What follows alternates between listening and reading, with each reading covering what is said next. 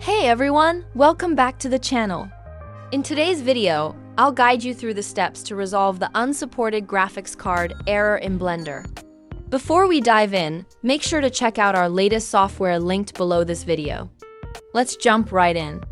The first step is to open up a web browser on your device. For this tutorial, I'm using Google Chrome. Once your browser is open, head over to google.com and search for OpenDLL files. Look for the link from dll-files.com and click on it. You should land on a page with various details, but the section you'll need to focus on is the download area. Next, it's important to figure out whether you're using a 32-bit or a 64-bit system. This is essential for downloading the correct version of the file. To check your system architecture, go to This PC, right-click on it, and select Properties.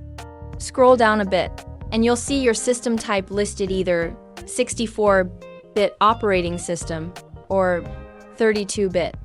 If your system is 64-bit, make sure to download the 64-bit version of the file. Once you've chosen the correct version, go ahead and hit the download button. The download should begin shortly, and you'll see a file named openall32.dl.zip in your downloads. Let's go ahead and open that. Next, extract the contents of this zip file to your desktop for easy access.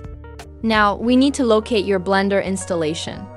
Find the Blender icon, right-click on it, and choose Open File Location. In the File Explorer, search for the file named openall32.dl in the Blender directory. Once you find it, right-click on the file and select Open File Location again. Here, you should see the openall32.dll file. Before replacing it, make sure to back it up first. Right-click on the original file and select Copy, then paste it somewhere safe just in case you need it later.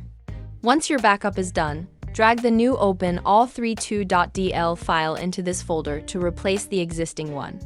And that's all there is to it. This should fix your problem.